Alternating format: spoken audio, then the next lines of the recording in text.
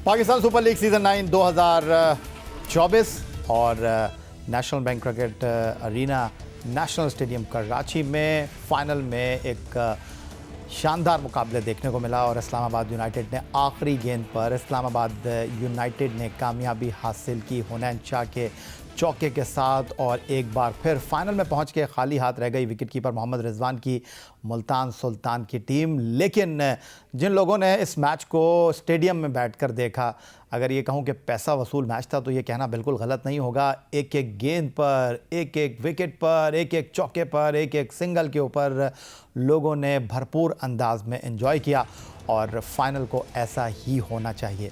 इस वक्त तबसरे और तज़िये के लिए टेलीफोन लाइन पर हमें ज्वाइन कर रहे हैं टेस्ट ऑलराउंडर अब्दुल रज़ाक, जो कि पहले ही कह रहे थे कि जो बॉडी लैंग्वेज है, जो मोमेंटम बना हुआ है इस्लामाबाद यूनाइटेड का under the captaincy all-rounder Shadab Khan, उसको देखते हुए फाइनल में इस्लामाबाद यूनाइटेड की टीम फेवरेट है। लेकिन रज़ाक, अगर मैं आपसे ये जानने की कोशिश करूँ कि कहेंगे आपके इस्लामाबाद यूनाइटेड ने कई मौके फराहम किए इस मैच में वापस आने के लिए मुल्तान सुल्तान को, आखिरी 3 ओवर में जिस तरह 30 रन किए इफ्तिखार अहमद ने, जिनको बैटिंग ऑर्डर में बहुत नीचे भेजा गया, फिर उसके बाद एक अच्छी पार्टनरशिप के बाद गैर ज़रूरी तौर पर इस्लामाबाद यूनाइटेड की विकटें गिरी, क्या कहेंगे?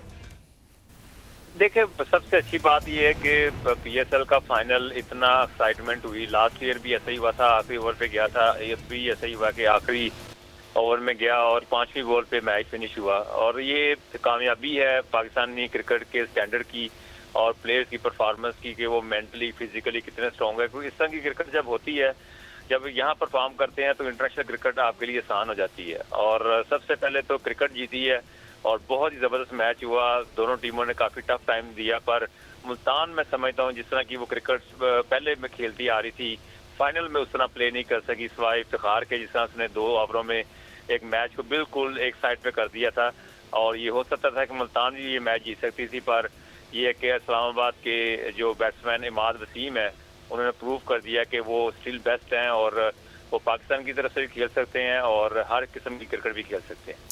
लेकिन रज़ाक, अगर मैं आपसे ये जानने की कोशिश करूं कि जिस तरह आपने कहा कि जो टूर्नामेंट में एक मोमेंटम था मुल्तान सुल्तान की टीम का, जो उन्होंने कैरी किया मुल्तान से लाहौर, लाहौर से पिंडी, पिंडी से कराची, फाइनल में वो टीम वैसी दिखाई दी नहीं। अगरचे आखिरी बॉल के ऊपर मैच का फ़ैसला हुआ, लेकिन आपको लगता है कि मुल्तान सुल्तान की टीम जो है वो उस पीक के ऊपर हमें फ़ाइनल में दिखाई नहीं दी, वो क्रिकेट उन्होंने नहीं खेली जो वो पूरे टूर्नामेंट में खेलते हुए आ रहे थे?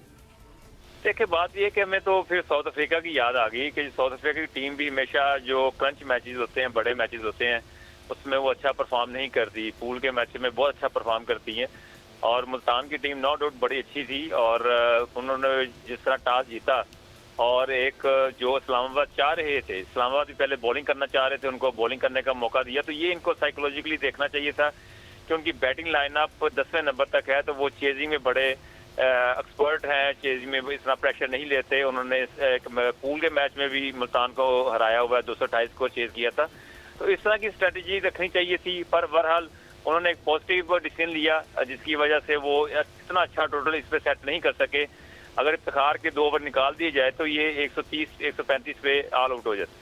तो रज़ाक, आप क्या कहेंगे कि विली को नंबर 3 पर भेजने का फ़ैसला, हालांकि उस्मान खान इस टूर्नामेंट में बहुत अच्छा खेल रहे थे, फिर उन्होंने आते ही छक्का भी मारा, लेकिन उसी ओवर में उनका डिपार्चर भी हो गया, फिर इफ्तिखार अहमद को इतना लेट बैटिंग ऑर्डर में भेजना, ये कुछ ऐसी चीज़ें थीं जो कि मुल्तान सुल्तान को बहुत ज़्यादा कॉस्ट कर गई? ये देखे, जब आप जीत रहे होते हैं, टीम का अच्छा कॉम्बिनेशन बना होता है और ओवर कॉन्फिडेंस जब टीम नजर आती है तो वो फिर ये चीजें सारी इस तरह के डिसीजन हो जाते हैं। और आप जब ओवर थिंकिंग करते हैं तो फिर आपसे गलतियां ज्यादा होती हैं। और मुल्तान को ये सीखना चाहिए कि जब आपका एक अच्छा मोमेंटम बना हो तो प्लेयर के मुताबिक उनको यूटिलाइज किया जाए। और हमने देखा है कि काफी कैप्टन जो है, ये जो मैनेजमेंट है, प्लेयरों को ऊपर नीचे शफल करते हैं, वो इसलिए करते हैं कि वो चाहते हैं कि ये परफॉर्म करें और बाद में हमारी तारीफ हो। कि जैसे हमने कोयटा में देखा, शेन वॉटसन को कोच बनाया गया तो सौद शकील को ओपन करवा दी गई, तो जब उसने पहले मैच परफॉर्म किया तो सब कह रहे थे कि ये होती है कोचिंग। तो इस तरह के डिसीजन ये लेते हैं, तो इस तरह लेना नहीं चाहिए। जो प्लेयर जहाँ पे फिट है वहीं पे उसको खिलाना चाहिए। लेकिन आप जो मैनेजमेंट की बात कर रहे हैं, अब्दुल रहमान इस टीम के साथ हैं, साबिक चीफ सेलेक्टर मोहम्मद वसीम इस टीम के साथ हैं, बट ओवरऑल अगर हम देखें तो ड्राइव करते हैं इस टीम को as a captain wicketkeeper Mohammad Rizwan, और वो सिंगल हैंडेडली फैसले करने में बज़ाहिर तो यही लगता है कि उनको किसी का जो है वो रोब दबदबा नहीं है, वो खुलकर कप्तानी करते हैं, खुलकर टीम सिलेक्शन करते हैं। और हमने जिस तरह देखा कि खुशदिल शाह पर उन्होंने एतमाद किया, और इफ्तिखार अहमद जो कह रहे थे फ़ाइनल से पहले कि इस बार फ़ाइनल हमारा है, और उन्होंने पूरी कोशिश की कि मुल्तान सुल्तान के खाते में इस फ़ाइनल को डाला जाए। लेकिन वो कहते हैं ना कि दिल नातवा ने मुकाबला तो खूब किया, 2-4 हाथ लबे बाम रह गए। As a captain Mohammad Rizwan को इस फाइनल में आप कहाँ रेट करेंगे? देखिए, बात यह है कि जब आपकी टीम जीत रही होती है तो कैप्टन स्ट्रांग होता है, और ओवरऑल देखा जाए रिजवान ने थ्रू आउट बहुत अच्छी कप्तानी की है और उन्होंने बड़ा अच्छा परफॉर्म भी किया है। पर वो जो एक मेंटली तौर पे जो प्रेशर होता है ना, कि जो लास्ट ईयर भी आप फाइनल हारे थे, तो वो जो प्रेशर इनके माइंड में अभी तक वही चलता आ रहा है। और ये अगर पिछला साल जीते होते तो इस साल भी ये जीत जाते। तो ये क्रिकेट में ऐसा होता है, साइकोलॉजिकली ये मेंटली ये इफेक्ट करती है। और ओवरऑल रिजवान ने बहुत अच्छा परफॉर्म किया है, कप्तानी भी अच्छी की है, टीम को लेके भी बड़े चल रहे हैं, तो उनकी टीम एक कंप्लीट टीम नजर आती है। लेकिन रज़ाक, अगर हम बात करते हैं इस्लामाबाद यूनाइटेड की, फर्स्ट एलिमिनेटर में उन्होंने कामयाबी हासिल की और कोयटा ग्लैडिएटर को हराया। फिर एक आसान मुकाबले के बाद वो सेकंड एलिमिनेटर में पहुंचते हैं, बाबर आजम की पेशावर ज़ल्मी को हराते हैं, और फाइनल में वो उस टीम को हराते हैं जिसका नाम मुल्तान सुल्तान था। और ऐसा लगा कि इन तीनों मैचों में वन मैन आर्मी हमें दिखाई दी इस्लामाबाद यूनाइटेड की टीम। इमाद वसीम हर जगह बॉलिंग बैटिंग में परफॉर्म करते हुए दिखाई दिया। फाइनल में तो उन्होंने कमाल कर दिया। तारीख में पहली बार ऐसा हुआ कि पाकिस्तान सुपर लीग के फाइनल में किसी बॉलर ने आधी मुखालिफ टीम को पवेलियन लौटा दिया। तो आपको लगता है कि इमाद वसीम जो है वो बुनियादी फ़र्क साबित हुए?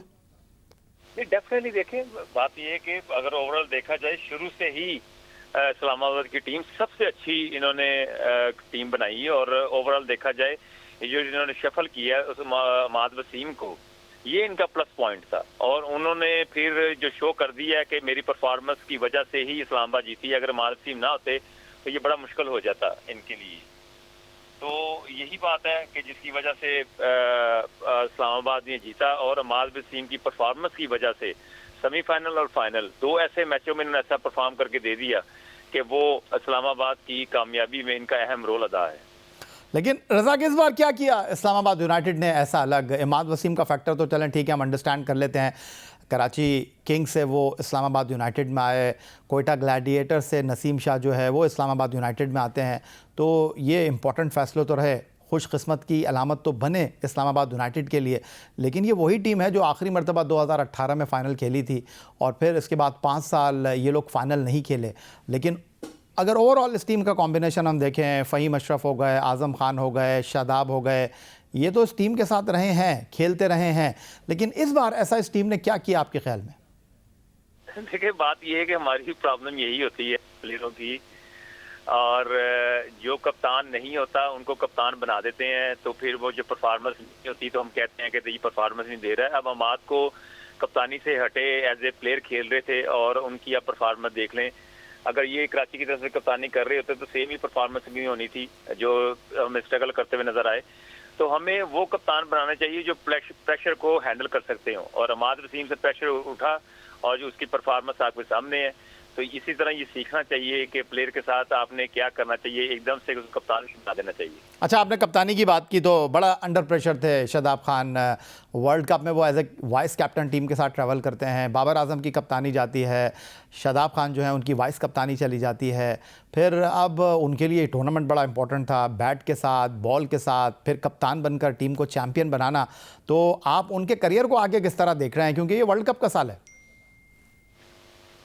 देखिए, अब ये है कि पाकिस्तानी क्रिकेट टीम की किसी ना किसी ने तो कप्तानी करनी है, और पीएसएल ये ऐसा प्लेटफॉर्म होता है, यहाँ पे आप जज कर सकते हैं कौन कितना सेंसिबल कैप्टन है। और कैप्टन बनाना मेन काम नहीं होता, जो कैप्टन बनता है उसकी परफॉर्मेंस, उसके प्लेयरों को यूटिलाइज करना, प्लेयरों को पॉलिश करना और एक टीम बनाना, ये बड़ी जिम्मेदारी होती है। तो इस चीज़ पे भी देखना चाहिए किसको कप्तान बनाना चाहिए, किसको नहीं कप्तान बनाना चाहिए। तो अब वापस आ जाते हैं मुल्तान सुल्तान की तरफ। रज़ाक 2021 में पहला फाइनल चैंपियन बने, 2022 में दूसरा फाइनल हार गए, 2023 में तीसरा फाइनल फिर हार गए और अब 2024 में फिर हैट्रिक कर ली है नाकामियों की। तो आप मोहम्मद रिजवान के बारे में तो पहले ही कह चुके हैं कि जनूबी अफ्रीका की टीम की याद आपको आ गई, बड़े मैचों में वो क्लैप्स कर जाते थे, चूक कर जाते थे। तो क्या कहेंगे, बदकिस्मत कहेंगे मोहम्मद रिजवान को, या आपको लगता है कि सामने वाली टीम खेली बहुत अच्छा? देखिए, क्रिकेट में अक्सर ऐसे होता है और ये जो प्लेयर होते हैं ये खुद फील कर लेते हैं कि आज इनके लिए कितना बड़ा दिन है। तो यही बात हुई। रिजवान ने ओवरऑल पूरे टूर्नामेंट में बहुत अच्छा खेला और बड़ा अच्छा परफॉर्म किया है।